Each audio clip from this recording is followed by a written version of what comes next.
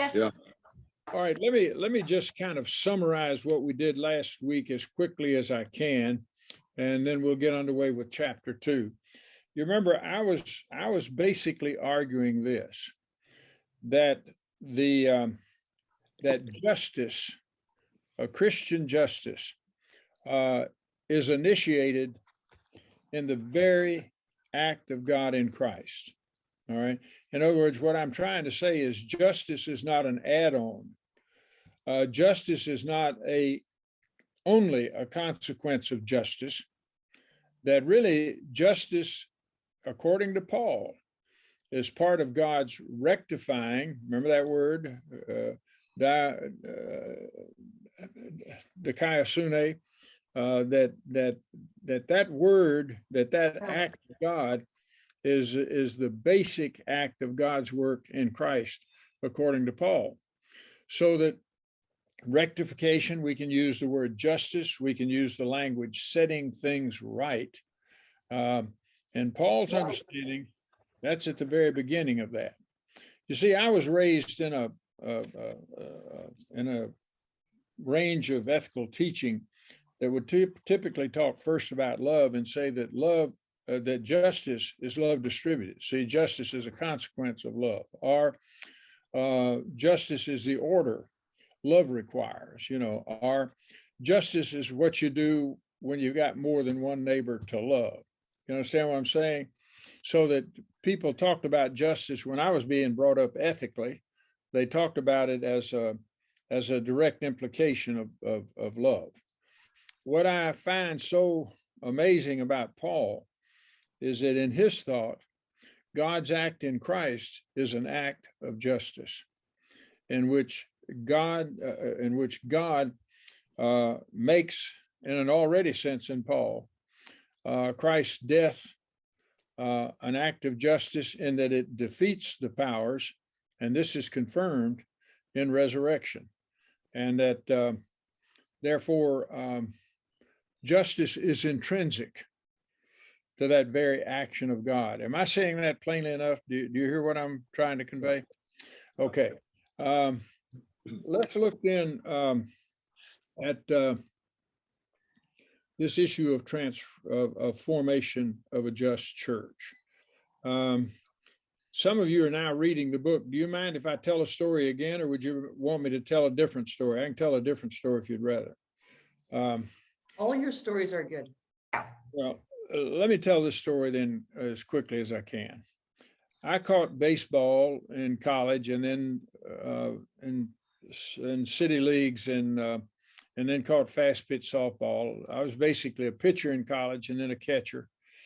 And one of the hardest things for me to learn as a catcher, and it's quite frankly one of the hardest things to do, is if you catch a ball and a runner is coming from third base going to slide home and is going to run over you to try to jar the ball loose, one of the hardest things for a catcher to do is to hold on that ball when you've been hit hard. Okay, you can imagine why. I dropped 4 balls in 35 years, and I can remember every one of them. Okay. Let me talk a little bit about how they train, one way to train people to hang on to the ball. Somebody gets 20 or 30 feet away from you, and they throw the ball to you, and then somebody else is standing right next to you, and just before the ball arrives, or as the ball arrives, they hit you with a big pillow about as hard as they can. So you catch the ball and you're immediately hit. So it's catch, bam, catch, bam, catch, bam. And you do that over and over again in order to reverse the natural kind of response. That is, when you get hit, you're going to typically relax your grip. Another value of that is that you have to watch that ball. A catcher's mitt is harder to catch a ball with than a regular fielder's mitt, for example, so that you have to follow that ball right into the mitt. And what that means is you must not become so distracted by the runner that you don't see the ball and see it right into your mitt. Then you grip it, then you apply the tag about the time you're getting hit. You got the picture? So you have to train someone to reverse the inclination to relax the grip and therefore fail to make the play. I mean, if you relax the grip. So that in that sense, I want to talk with you about formation in terms of practices. I happen to believe that we're shaped more that by our practices than by anything else, unless maybe our genetic biostructure has some influences in places that are stronger. It may or may not. I just don't know. But our practices basically shape who they are. Can't do it here, but if I stood up, you would see that my right hand, when I stand, my left hand will be like this, my right hand will turn in. And I think that's because I pitched baseball as long as I did, and it shaped my arm. So that practices shape us in all kinds of ways. Listen to Talal Assad. You may remember him. He's one of my favorite anthropologists. He says that the body is our first and most natural instrument, meaning by that, what we do to our body is just fundamental to how we're constituted, how we're made up, all right? And that the body, he says, is an assemblage of invited appetites. Let me say that again, because you want to get a hold of that. Our body is an assemblage of invited appetites. Let me give you a couple of examples. How many of you, when you get up the motivation and the rest, get your walking in or some other kind of an exercise that's really helpful to you? A couple of things I notice. When I'm doing weight training, I do light weights. I'm not trying to build muscle. I'm just trying to get tone and endurance. When I do my lightweight training, when I do my regular walking, I feel good. My body works. I can get out and do things I don't usually do, and I'm not terribly sore. In other words, I'm inviting those exercises, that weight training into me, and and I become an assemblage of what those exercises have done for me. You understand? I'm just trying to emphasize how important practices are. And I want to say in terms of, building a just church, the problem that you can sometimes have with liberals, and of course it's true with anybody, but let me pick on who I think most of us are. The problem that we get with liberalism is we can get into the position where we talk a good game and we don't do anything, or we talk about doing this kind of justice, that kind of justice, but if we're not practicing it, if we're not into it, then we won't be able to do it. I'm trying right now to make a softball league with people who are over 70 years of age. Well, I had not thrown a ball in 30 years, not seriously. And I can't throw a ball anymore.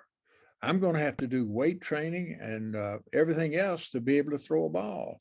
I went to the batting cage 3 days before our first practice, just hitting the ball, and I hit the ball okay. I actually did. And then I busted a blood vessel and pulled 2 muscles in my forearm. So obviously, I need some invited appetites to get my body in shape if I'm going to play softball this summer. You got the picture? So it is with the Christian faith. The role of worship, prayer, Eucharist, service, justice work, those practices shape and form our lives. If I were going to say anything about the church today, I would say what we need to do is not only education, we need to be doing training. One of the things I love when you get church people involved in community organizing, for example, is that they are engaged in organizing activities, through the week, through the months, through the years. And I have seen amazing transformations of people in the church because they began to practice community organizing. And I'll try to illustrate some of that as we work along in the course. So that you get the picture. I'm talking about how important practices are in a justice church, in justice ministries and the rest. Now, when you talk about formation that way, it's very important to think about our senses or our sensibilities. I'm speaking here about seeing, hearing, tasting, touch, smell, and so forth. Goethe lived in the 18th and 19th century. He had this notion in the German of behold, and my German fails me, so I don't remember the German word. But what he meant by behold, it had a special meaning to it. He meant the cultivation of the senses, how we cultivate our senses. He understood that to mean that we have to fashion new organs of perception. All right. I'm going to pick on my cousin here for a minute, Bob Sarton, who's with us. He can look at that 34 Ford engine he's got and all the connections that are made around it. And he has a capacity to see that I simply do not have. I would not even know which bolt to turn first if I were going to take the engine apart. You understand what I'm saying? Well, let me do it another way. Peggy, you know, my Peggy is an artist. And I love times when she and other artists get together and look at scenes and begin to talk about what they see, because they see things I cannot see because I haven't engaged in the practices and I haven't done the artwork that they've done. I want to contend that justice is very much something that depends upon our capacity to see, our sensibilities, our cognitive capacities. I tell the story in the book of Mac Charles Jones. He and I were speaking. He was the pastor of a large Black Baptist church here in Kansas City for a number of years and was a leader in this community in terms of justice ministry. Well, somehow he and I wound up speaking at the annual meeting of the Disciple of Christ church in Indiana, and we were in Indianapolis. I had lectured that morning, and then he was preaching that afternoon to an open air worship service. Well, Mac Charles was a fine preacher, but that day he preached quite a while. And the plain fact of the matter was we had 30 minutes to make it to the airport that lay 20 minutes away. You got the picture? So we head for a cab, walking down this wide sidewalk in the center of Indianapolis. And a homeless guy walks up to us and says, he's Black, and Mac Charles is Black, says to us, brothers, have you got a little change? And I said, oh, Lord, I don't know what to do.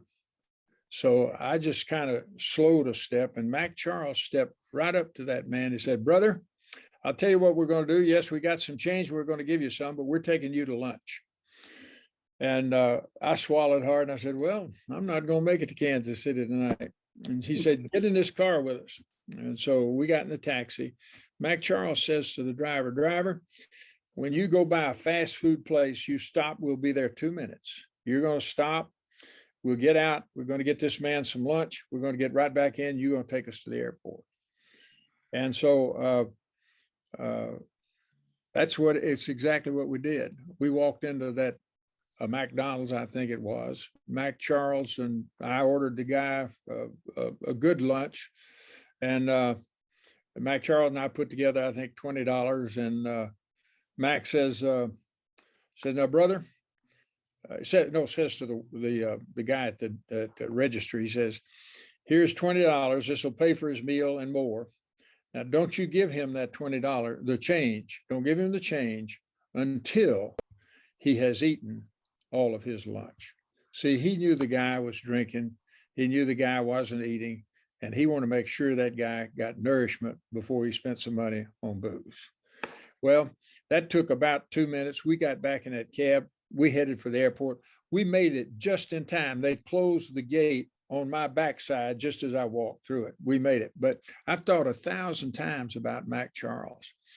You see, when we saw that guy, I saw him as an impediment to us making a flight. Mac Charles saw him as a brother. And it made all the difference in the world. Hear the point? So that is a form of seeing. Who do you see as brother, as sister? Who do you see as person for whom Christ died, or someone created in the image of God? That is a visual capacity, and I think it's formed by practices. Let's talk about hearing. I think the hardest thing for a clergy to learn is to listen. And I think probably the biggest failing clergy have is we don't listen to people, quite frankly. But listening is a learned capacity. We're trained early on in seminary to listen with a third ear. That is, somebody comes in and tells you, oh, I'm just upset about my car. It's not working right. Well, you're trained to say, okay, listen, it could be the car, but make sure that's not the presenting issue, and the real issue is the next issue they may talk about if you listen to them right. You know what I'm saying? So listening is an art. It's an important practice, first of all, in just ministry for all of us. But secondly, it's a very important art in justice. We'll be talking about one-on-ones here as we work along. That's where in organizing, you sit down with somebody for 30 or 40 minutes, and you want to find out what their passions, their interests are, and so forth. So your job is to listen. If you're talking all the time, you never will know. So listening is such an important practice and an art form in organizing and doing justice work. I know when I screw up at Trinity Church, it's when I fail to listen. And how crucial it is for me to listen to people in order to be of any kind of help. So those one-on-ones, does everybody know what a one-on-one is? It's just basically sitting down with one other person, 30, 40 minutes, hearing that person's interests, passions, so forth. We'll be talking about that more, but one-on-ones are the building blocks, really, of community organizing, as we'll see as we work along. So the willingness to do those. And when I first went to Trinity Church, the first year, what did I do? I think I did something around 300 one-on-ones the first year I was at Trinity. I set aside Wednesday afternoon, typically from 2 to 8, and people could sign up to visit with me. I think that may be the very best thing I did the first year I was at Trinity. I mean, I think it helped me get in touch with that congregation, know who they were and where they were. Listening also involves teasing out stories of people to discover what seriously matters to them. And again, focus on the other person. We'll talk about interest, self-interest later. I think that'll be the 5th session, but that'll be a very important session, and we'll come back to this in some other ways as well. But for now, enough. Smell. Some people don't associate smell with justice. I think it's desperately important to justice.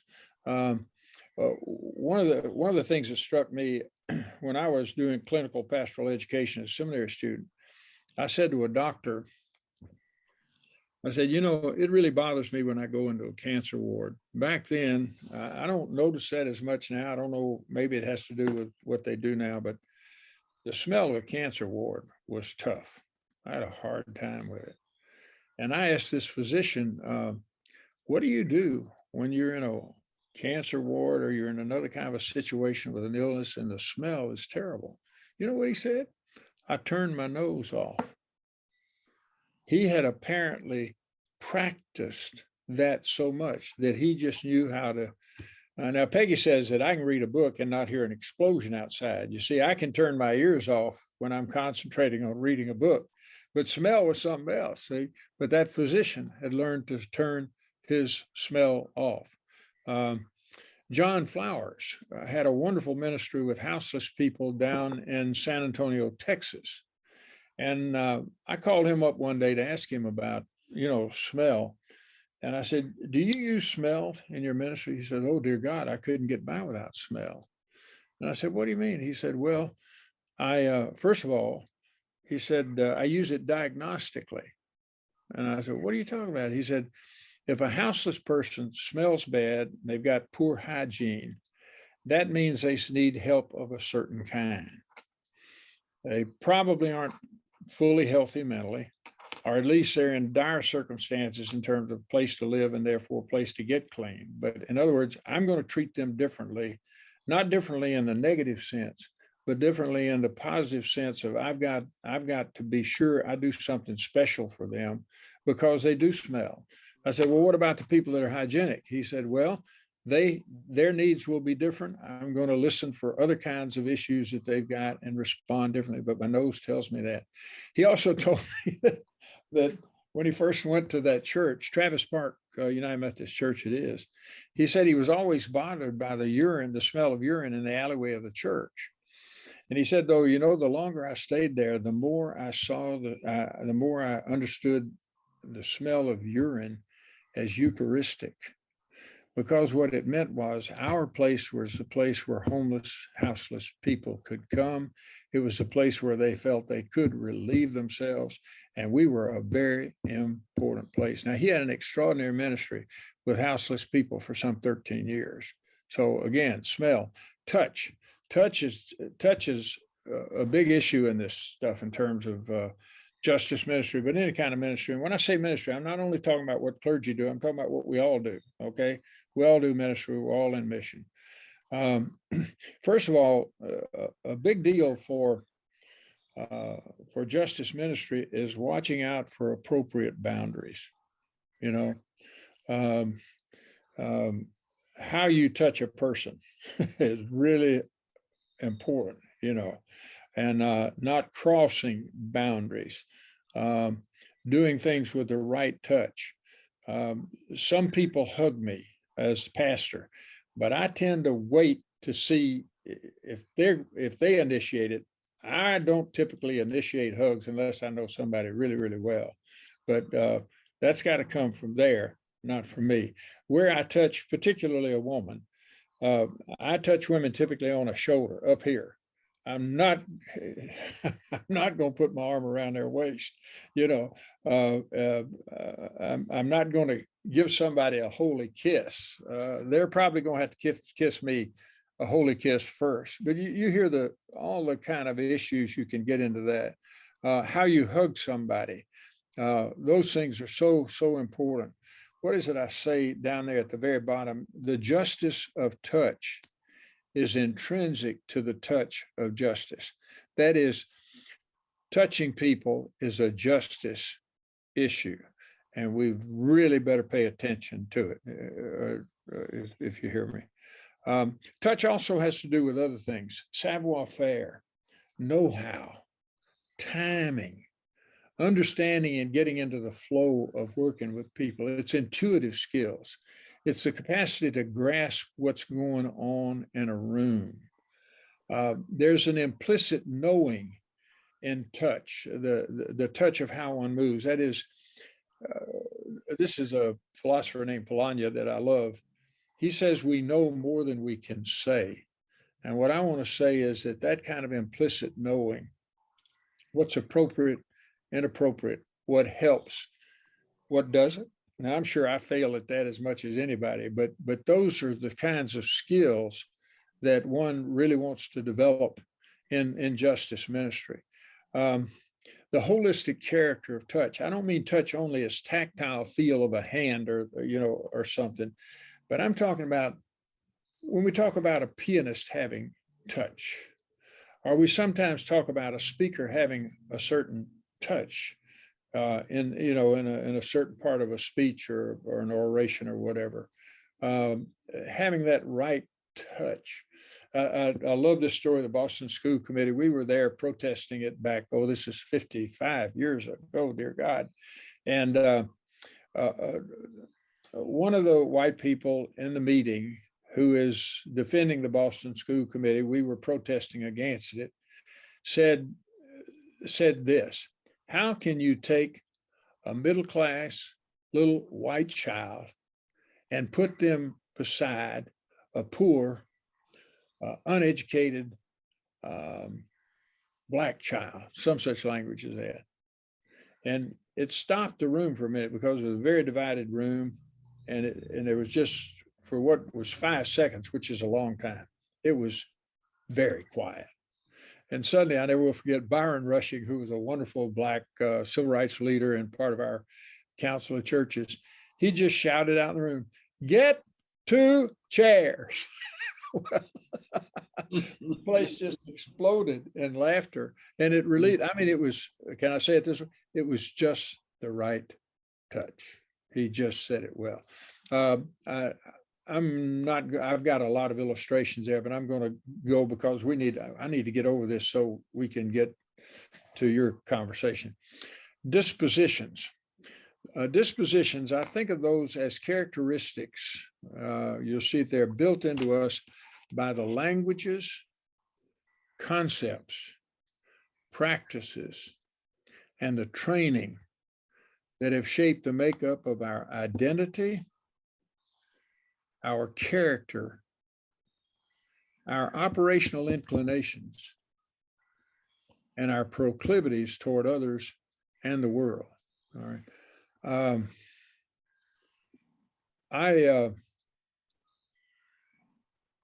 I had a mother and a father that just loved me, I think, without exception. And Amen. And well, you know, cuz, and they, I am so indebted to them because of the way that formed me. My father, for example, got me working at the cab stand when I was 12. Now, I don't know if you know about this or not, but I didn't like working at the cab stand when I was 12. But my daddy was so good to me, and my daddy needed help, that I never told him I didn't like it. And I worked at the cab stand. Now, here's the deal. I hated the cab stand. I hated working it. Well, not all of it, but most of it. It determined, it's put it in me like a brick. I am going to get the right kind of education or training or something so I don't have to work at a cab stand. I mean, it just built it into me. But I want to talk about the positive side of it. The positive side was that I got to work with grown men from the time I was 12 until I went away to college. I was working with grown men every day. And, you know, there was that adolescent stuff you get into, the wine and the what. I could not get away with that. I mean, they would tell me where you butter bread if I got into some of that stuff. I later came to believe that that was very, very good for me. That's not my doing. It was the kind of father and mother I had. It was the kind of opportunity I had that shaped my dispositions. I just believe it is as formative in me. Some of my former students will know that I talk about the cab stand a great deal. There aren't many things more important in the first 18 years of my life than the cab stand. I'm trying to say dispositions were formed there and helped to shape me. John Wesley talks about these. He uses the word tempers. And he points out that some of our tempers hold us in captivity. Any of you got proclivities that constitute a form of neurotic life for you? I do. I won't, but I could tell you which some of them are. They are captivities. They shape and form us. You know, they're dispositions. I've got a disposition I hate. I can share this one publicly. I don't feel that I do my best work until I'm really under deadline. I mean, for example, now it's not that I don't work. I've put about 20 hours into a sermon every week. Okay. And by Saturday night, I will already have at least 15 or 16 hours into a sermon, and it is never ready. So I usually go to bed at 9 o'clock on Saturday night because I know if I go to bed at 9, I'll wake up at either 3 or 4. So I get up at 3 or 4, and the sheer terror of knowing that I've got to preach that thing in 5 or 6 hours, it somehow comes together. And the darn thing does come together. I can't believe it. Now, I hate the disposition that I can't get that thing done before Saturday night. But I love the fact that something happens to me Sunday morning. I don't mean I preach well every time. I'm just saying there's something happens that I pull it together. That's a disposition. I think it's so formed in me now. I think anytime I ever preach on a Sunday morning, I'm going to be getting up at 4 o'clock. You know, you hear that? Do you have a disposition? Do you have some that are good? You know, you're glad you got them. like for me, the cab stand? Or do you have dispositions that really hold you in captivity? So Wesley could talk about sanctified tempers, and he believed that if you could sanctify people's tempers, you could change society. These things are formed in living, and they can be trained. You got to learn practices. I was taught in baseball that if a batter takes my part of home plate, you know, they lean in too close, they're covering the plate, they got their elbows out over it, and they're trying to, you know, force you to do something as a pitcher. I was trained to hit that guy right in the head, throw that next fastball and hit him in the head with it. Now, I never could hit anything I threw at, but I could at least come inside with that ball and back him up. And quite frankly, I was happy if I could just hit him in the rib cage. That hurts. You understand what I'm saying? Now, that's training in violence. How do you get over that kind of disposition, you see? It involves practices. Another big piece, and we'll go quickly to conclude. Gosh, there's a real difference between head knowledge and know-how. And all, you know, there are a lot of things I know in my head that I cannot do. Okay. I remember once I built half of my house. I mean, I physically built it carpentry wise. But I had a carpenter work with me the first week. He told me if he worked, a union carpenter, he was also a United Methodist pastor. He told me if I worked with him for a week, I'd know how to finish the rest of the house. He said, you won't do finish work real well, but you'll be able to do it. He was right. I remember we were putting these coated nails into the frame of the building. And a coated nail is usually about that long. And it's got coating on it, and they aren't real thick. They're hard to drive, and they're easy to bend. And I watched him one day driving a nail, and he bent it, not terribly, but slightly. And then I watched him continue to drive that nail into the board all the way down, sunk the head in with it. And I said, man, how in the world can you drive a crooked nail? Mine always double up. He said, it's easy. And then he showed me how if the nail is bent like this, you hit the nail on this outer edge. I was having trouble hitting the nail, hit on the outer edge. He said, if it isn't bent too much, you can drive a crooked nail. And so you can. Now, it's one thing to know that in your head. Let me tell you about the pound of nails I had to drive before I got to where I could do it. I think justice ministry is like that. And we'll talk about some of those things that we move through. We'll get to that increasingly as we work through the book. But know how is crucial to justice work. And I love the story of the young woman. I won't tell it again here, but she's basically assaulted by a man in a kind of an isolated part of the university, a lot of bushes around the sidewalk. He grabs her, throws her into those bushes, and proceeds to tear her clothes off because he's going to rape her. And she begins to talk to him. She said, you know, why are you doing this? Let's talk. Why don't we talk? I promise I won't call the police. Let me buy you supper.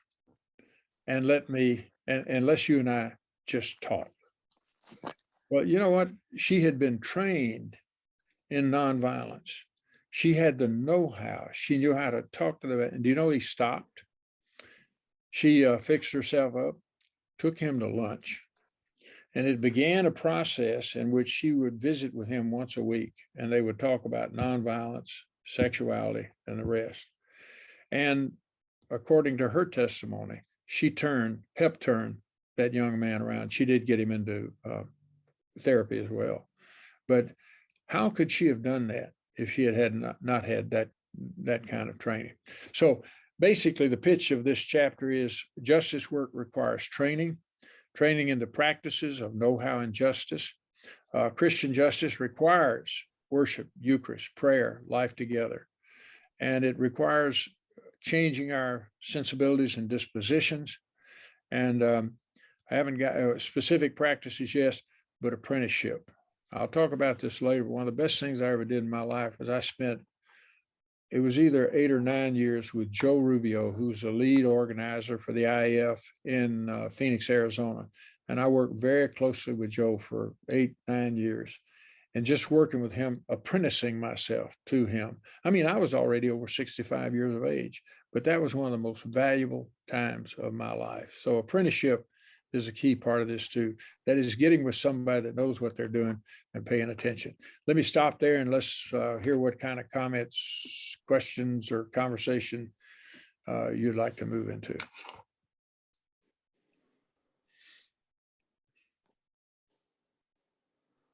Dallas, were you raising your hand? Nope, I just came on. Oh, okay. I want to be last. Before we close out, I want to wrap up with a little side thought about Okay. the life Tex and I shared in our youth. Okay.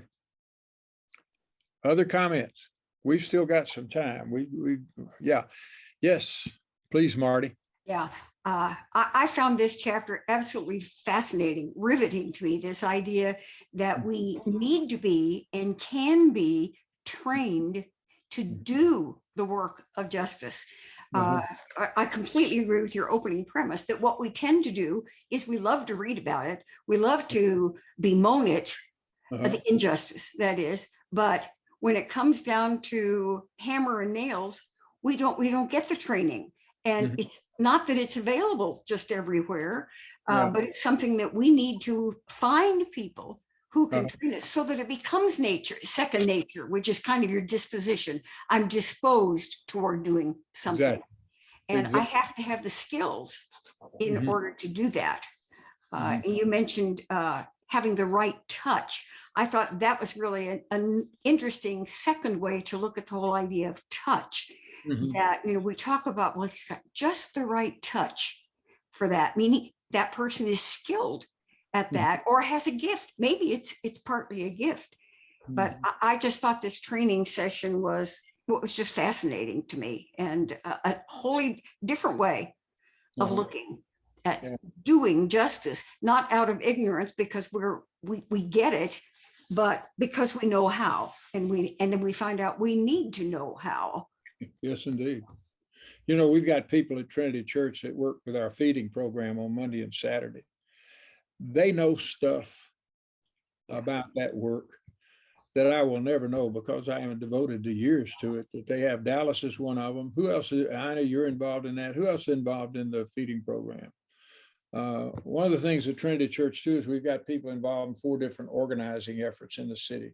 By participating in that, and those of course have their own training opportunities, but that is utterly crucial, and it forms and shapes people in such important ways. Any other comments or any response to Marty? I want to pick up on that, the idea of training and its importance. But before that, you have to make a commitment. Yeah. Oh, well. You got to make a commitment. This is not something nice. You got to make a commitment. I'm calling myself to task here. I'm older than Tex, and I'm arthritic, and I have some limitations.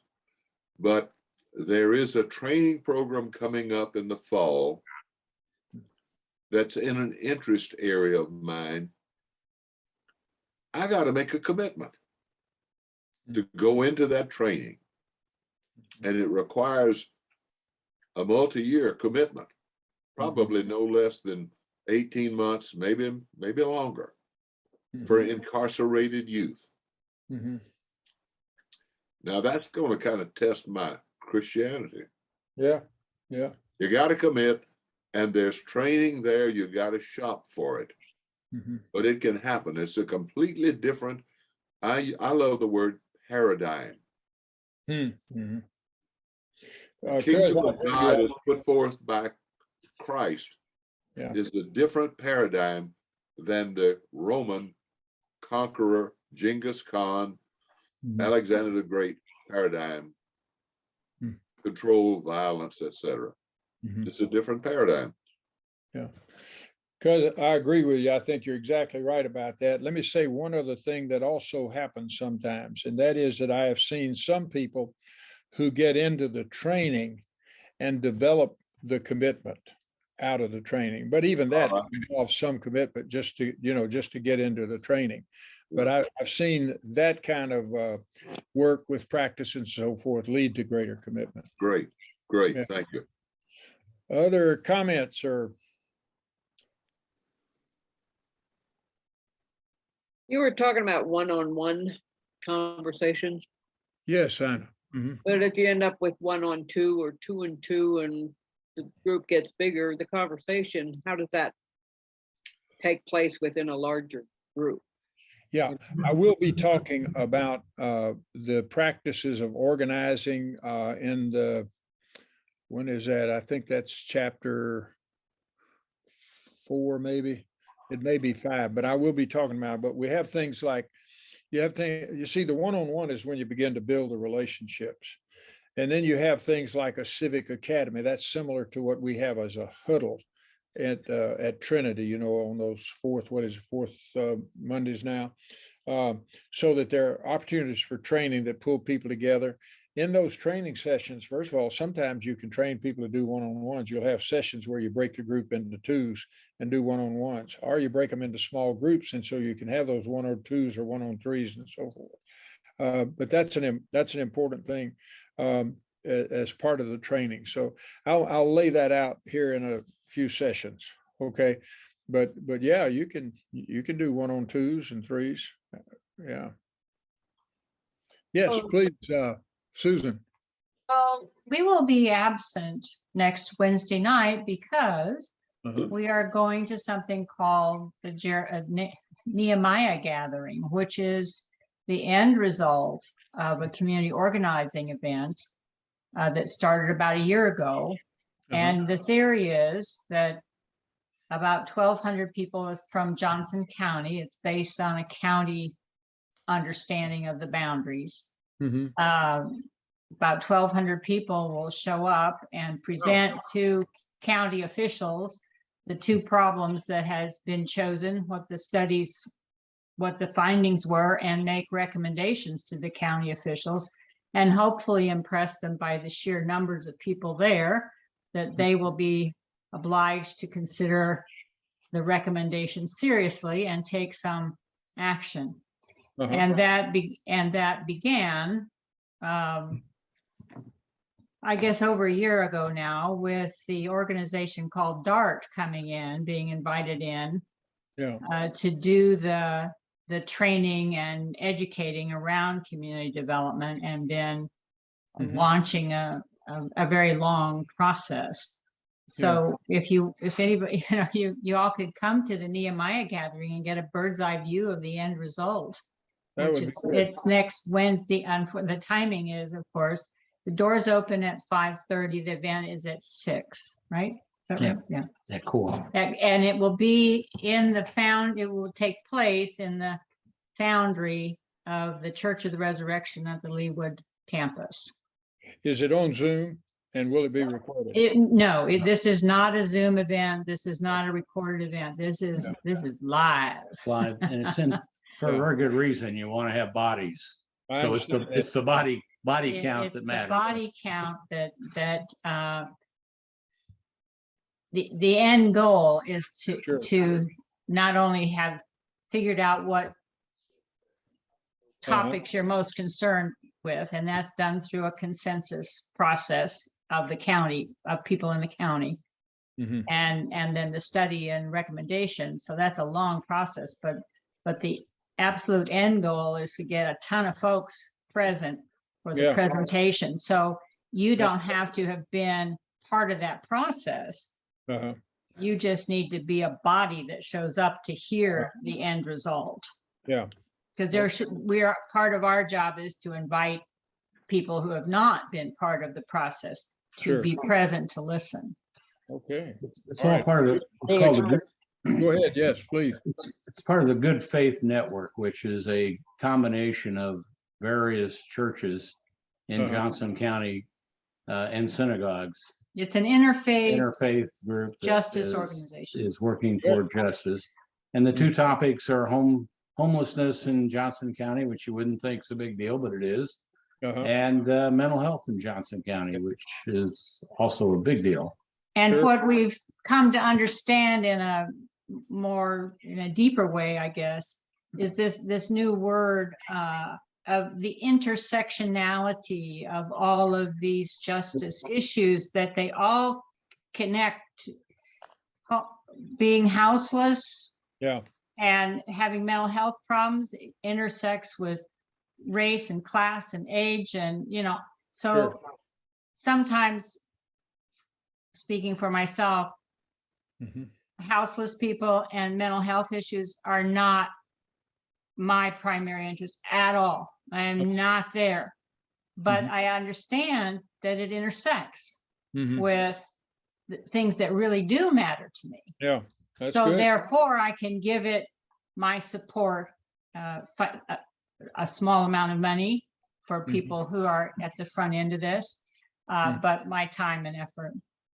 Good for you. Well, we'll expect a full report from you the week after that, okay? Does that mean you're not coming? I can't. He's I going to be got a here. course I'm teaching, remember? Well, he- I thought you might invite them all.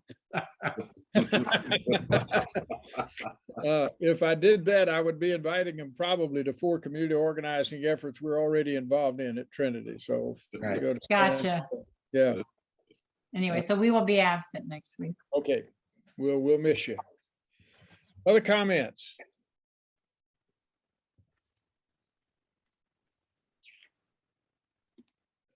Are there questions or?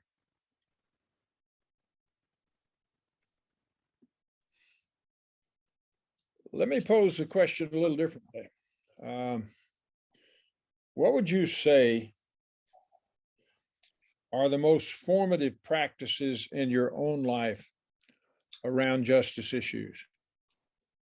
What shaped you to care about this?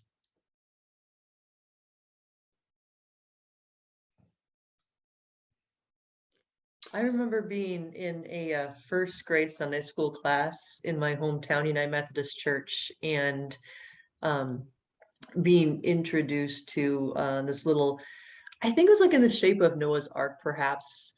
Basically, it was like a coin bank, and learning that kids in certain parts of the world didn't have toys, didn't have electricity, being horrified by that. I believe it was an offshoot of the Heifer Project. Mhm. And that was, I think, my introduction as a 6-year-old to justice ministries. Really? Mm-hmm. And just having this assumption as a first grader that, all kids had blankets and beds and toys and plenty of food. And the idea that they didn't really shocked and dismayed us. And it was pretty exciting to gather coins. Yeah, I think most of us were too young to have an allowance at that point, but for however we did to gather coins and bring them in a collection, maybe a month later. And Yeah. And that was my introduction to the idea of distributing, wealth in a very concrete manner to other kids. Yeah. Oh, yeah. When I Yes. when I got out of college 10 years late, and got my first teaching job, the second year I was invited to be a part of a community organization, the name I even forget right now.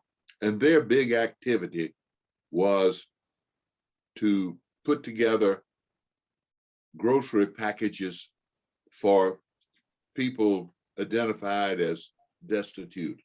And I don't even remember how the criteria was established or anything like that. But the senior team member who led me, we bought a bunch of groceries and took them to a woman who was living in a trailer with 2 kids, alone and isolated. And I remember thinking that's a good thing. But something in that stuck with me, and that was my first intuitive understanding of homelessness. I cannot imagine how isolated that woman must have felt, and how unloved and uncared for and not a part of the community. That imagery has stuck with me Sure. 60 plus years. A second part of that I'm trying to sort out right now is, I think I have a level of empathy in me that I've only recently discovered, that I can't walk away from things like this without feeling it. And yet so many people seem to be able to. And that's a great puzzlement to me. And I'm guessing every member of this group has that, I'll call it empathy, some dimension of empathy within you that says, when you look out at the world and see its atrocities, and you say at your gut level, this ain't right. Yeah. And what's wrong about it? And what can I do about it? How can I be a part of it? Thank you. Yeah. I grew up in New Jersey and about 22 miles outside of New York City. So most of our class trips, we went into New York City.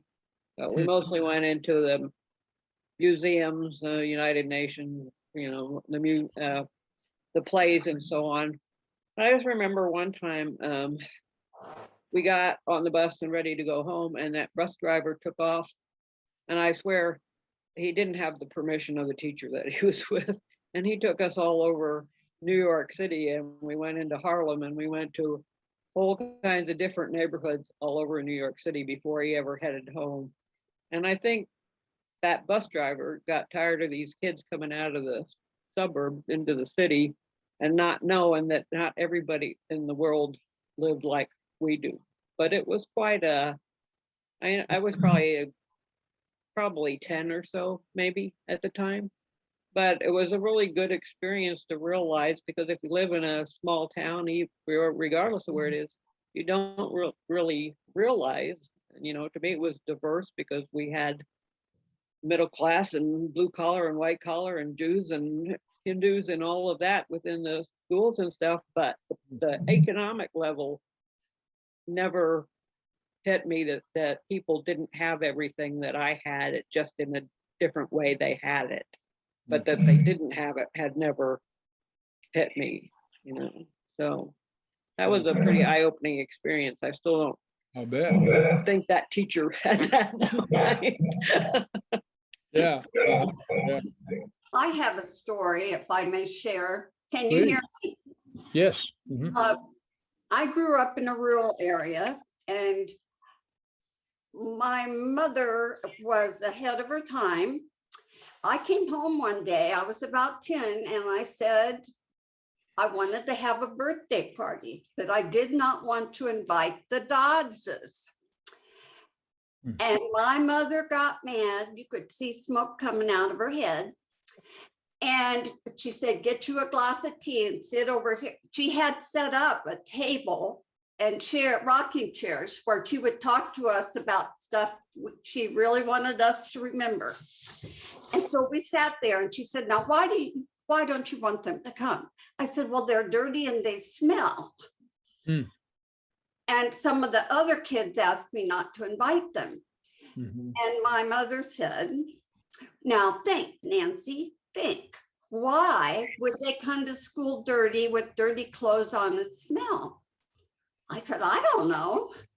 And she said, they don't have running water at their house. Daddy doesn't work. Mama doesn't work. I don't have any idea how they wash their clothes, but it has to be hard. And she said, and that's probably why they don't take baths very often, because if you have to haul water up a hill and heat it and then get in it and then get rinse water, you're not going to take a lot of baths. And I said, oh, I didn't know that. And she said, yeah, you always want to stop and think put yourself in their shoes. How would you feel if you were the person that wasn't invited? Oh, I'd feel terrible, you know. And so we had the party and they came. The other thing I remember, my first exposure to mental health issues, mother was also the 4-H leader and the Sunday school teacher. And we went to the state mental health asylum. The same one where they locked up Mrs. Lincoln, by the way. And we would always have a Christmas party and bring gifts and refreshments. And that the year my mother stopped being the leader, that tour stopped, by the way. And she would talk to us beforehand about mental health issues and how we should feel and how we should act. And I think they were a pretty select group because nobody ever got violent and they were always old women. But I went into the mental health field and I really feel like part of it was due to that. I bet. You know, and being able to put yourself in other people's shoes is the key part of working in mental health as well as community organizing. And for those of you who don't know it, social work is divided into two areas. One is clinical work where you do therapy and work in mental health institutions. And the other one is community organizing. And right at KU, they've got those two splits. You can do community organizing and get a master's in it, or you could get a master's in clinical, which I think all those things had a lot to do with how my life went. Sure. Sounds like you had a great mom too. Yeah. Very opinionated. Anybody others? Come on, Janet, you look like you're about to talk. Yeah, go ahead. Okay. Alan Pruitt talked me into the US2 program back Did in the he really? day. Yeah. It was Alan, yes. And I had to go and do a psychological evaluation before I could go into the program. Yeah. And so I went and did the evaluation. And when the results came back, the guy called me into his office and he said, "Oh, honey, you're very book smart." And I said, "Well, thank you." You know, like that was so great. And then he said, "But you don't have any world sense about you at all." Huh. And I thought, "Well, you jerk. I'll show you. I'm going to show you."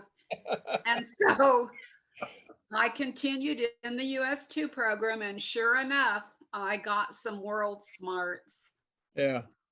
when I was in the inner city of upstate New York. Yeah. So that was really the eye opener for me. Janet was a student. I was one of the people with Bob McLean working with Yes. the US2s the year you were in training for that. What year was that, Janet? Oh my gosh, 1978. Oh my Lord, was it that long ago? Just a couple of years ago. Years, yeah. But that's where Janet and I first met. So years and years ago. Yeah. Yep. How about, well, you've gotten worldly smart, Janet. I'll testify. Yes, I did there. That really started the path. Yeah, yeah. Other comments? Tex, Yes, Dallas. mine's brief, but my first memory of this is going from my home in Arkansas over to Memphis, Tennessee, and going through the Mississippi Delta and watching all of these shotgun houses of about 3 rooms with, kids outside playing the dirt, 5 or 6 kids with no shoes, and the black families. And for some reason at about age 8, it just overwhelmed me that this wasn't right. Yeah, that's powerful stuff. Yeah. Right on, Dallas, right on. I like to think that that's God within us that we are not necessarily in touch with, but the God within us says, this is not part of my way. This is off the path of what it's all about. All right. Glad to hear from somebody else in terms of the John, you got one on? Well, I don't know where I got my sense of justice and all. In one specific thing, I spent my first 10 years in Memphis, Tennessee. We lived in what was called the Lauderdale Courts, which was a housing project that the government built for low-income families.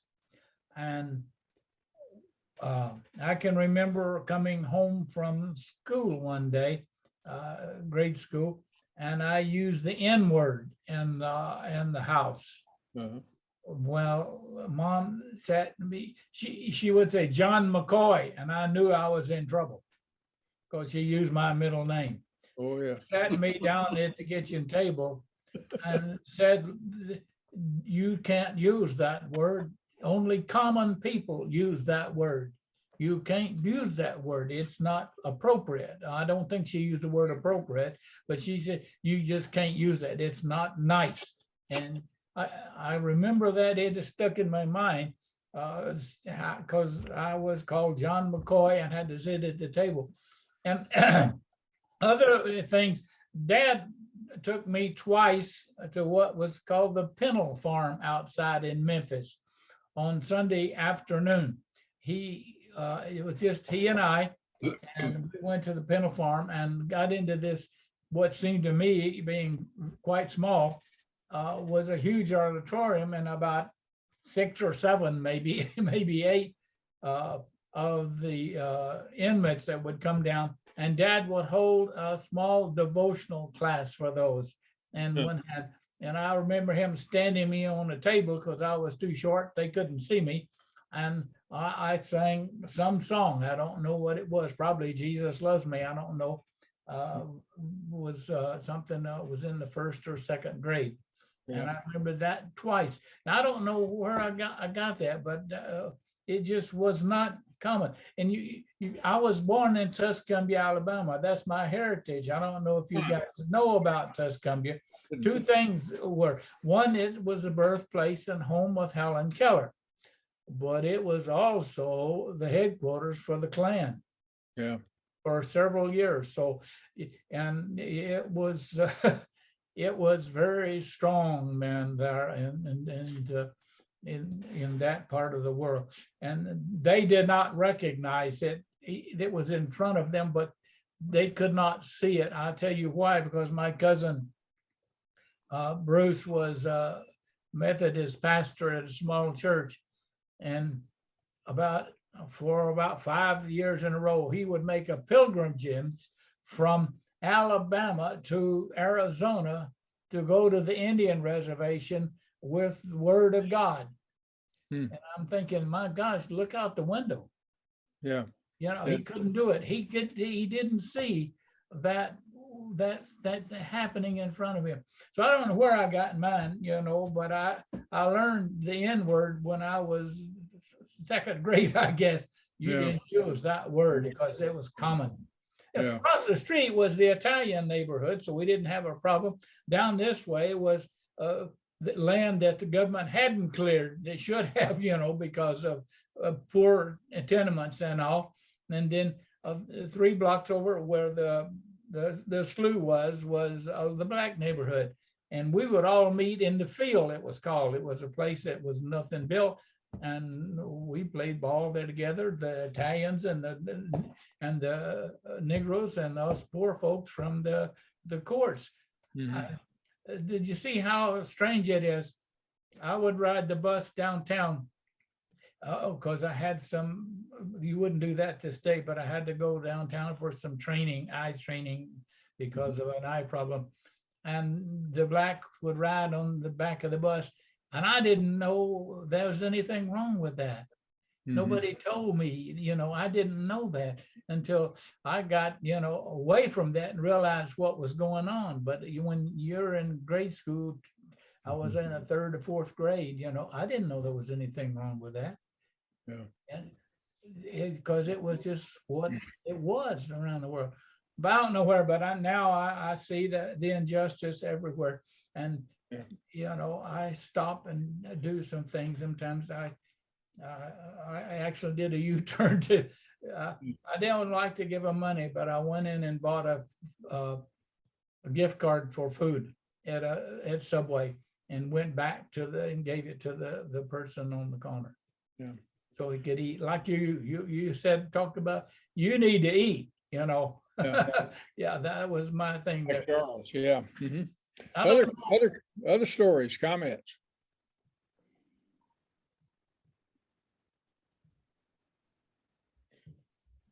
Did you have one, Matt or Marty?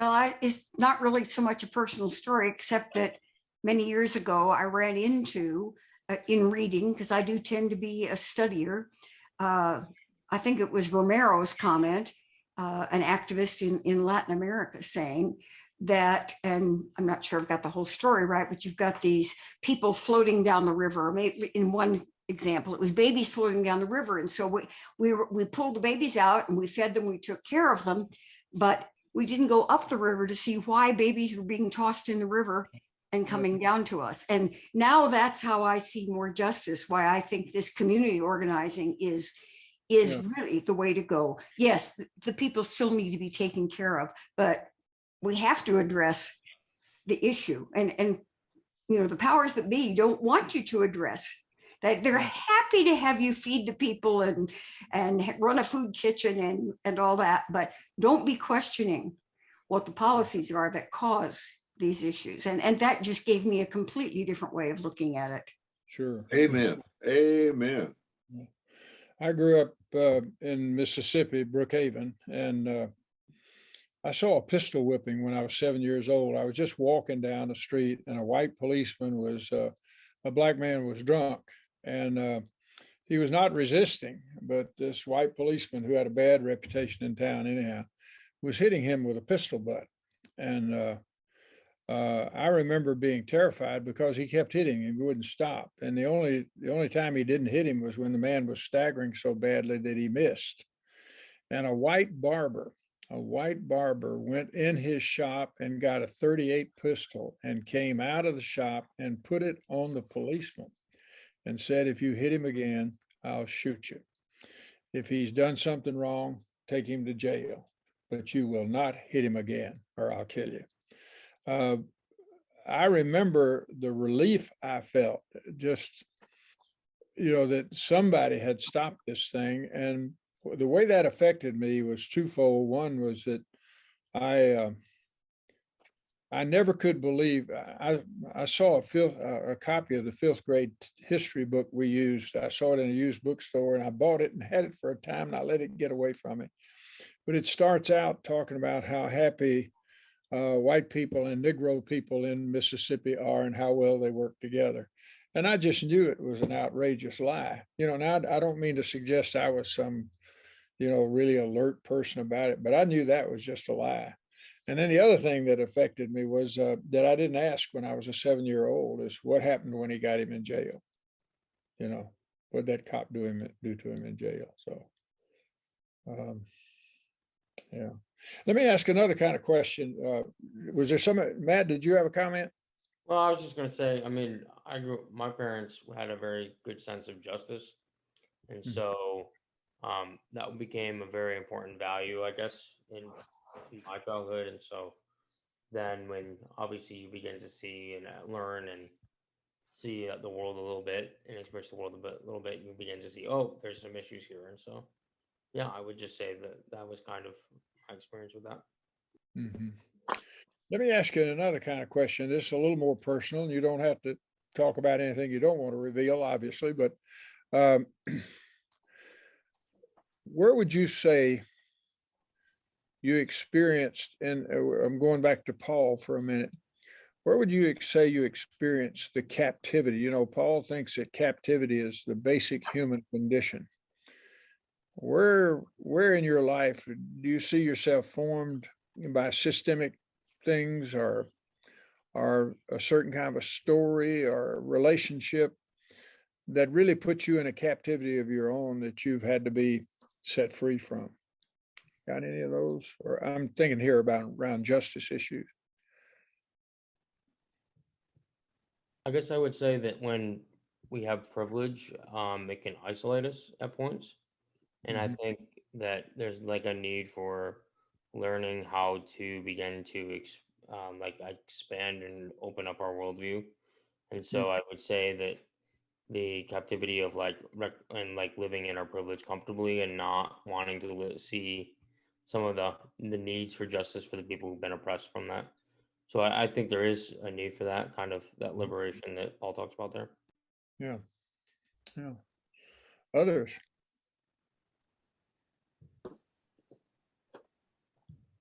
I think I'm feeling a little bit of captivity. I don't know if you can see this.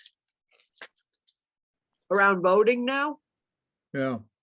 because I have 3 different voter ID cards here. And I notice on the older one, I only have a registration date. But on the newer ones, these are having issue dates on them. And then, so I'm sitting there thinking, why am I getting card after card with different issue dates on those cards? Do you have to have the right card when you show up to vote? So I think with it, voting issues are just getting Crazy. Maybe captivity isn't the right word, but you feel like sometimes you feel like you're just captive to paperwork that's used to restrict you. I mean, in doing things. Well, I really think you should, well, I shouldn't say it, but I just don't think you can trust the Missouri legislature. Right. Obviously not. Not when you got 3 different voting cards in the last 3 months or something. Or the Kansas legislature. Let's be equal generous here and understand it isn't just Missouri. I was actually waiting for one of you to say that, Susan. The nonsense around the redistricting is unbelievable. And there've been 3 different ways of dividing up the territory, basically, and they're all different and all bad. It's just insane. Others of you got a moment of captivity, something that you could point to that held you. When you think about justice and captivity, which I personally, I've never really thought about that. When I was in 4th grade, they told me that the school was crowded and they needed to put me in a different grade because that teacher had more space and room there. And I really didn't like that. And I got my girlfriend to pray about it so that I wouldn't have to do that, but that prayer didn't work. So I got put there. I didn't like it. So when the teacher wasn't looking, I left and went home. But when I got to the crossing, I realized that I better not arrive home early. I was going to have to explain why I walked out. Yeah. And the crossing guard knew that I wasn't supposed to be there. I didn't understand all of this quite at this level at the moment. Yeah. But obviously I got home, my mother had been notified, and then I had to go back into the principal's office and get in a ton of trouble. You'd think that would fix me, right? No. 6th grade, different girlfriend who I played with all the time. And we liked each other, and she was funny. But she did play an unfortunate trick and put a garter snake in the coat room. And when she got in trouble and had to go to the principal's office, I just marched myself into the principal's office to stick up for her and got in a ton of trouble from school administrators, parents, friends. And what I learned is you get in a lot of trouble if you stick up for people. John Lewis said, get in good trouble, remember? Yeah. Good trouble. Janet, I didn't see it that way. I was punished, basically. Yeah. And so it's interesting to hear what Nancy's mother or grandmother was doing, yeah. You know, and how that shaped her. And then I have to think, that does two things. It makes me cautious, but it also highlights the issue. So it works kind of Yeah. both together. Okay. Janet, you wanted in? Well, I was just going to say that I grew up, my mother was bipolar, and my twin sister was also bipolar. Wow. So I had a very different growing up experience than many other people You did. have had. And I did not realize that until I was in college. Hmm. I Yeah. mean, it took me that long to figure it out. I mean, to figure out that my experience was different from so many other people. And that has really shaped a lot of who I am. Yeah, I'm sure. I'm sure. Well, those are captivities. All of those are forms of captivity that can certainly keep us held. I think we've got a couple of minutes. Bob, I think you wanted a I do. comment. I do. Thank you. First is a technical matter. Is there a way, if everybody agrees or anybody agrees, that we could put your names on the screen? Because each of you says something that touches me, and I'd like to know who that person is, and I'd like to briefly respond to it. I think that would be wonderful if that could happen. If not, okay. Bob, if you'll move your cursor across the screen, those names appear on my computer. Do they not appear on yours? For those of you who are watching, that's why he's smarter than I am. Did they show up? No, I'm not smarter than you, but They did show up. okay. They did All show right, up. you're fixed up. Well, that's great. Okay, that problem Look, solved. all right. The other thing is, I want to, because several of you have said things that really resonated with me. I love it. And the reason I want to do that is I want to be able to, and I respond, tell you what that part of you responded to me.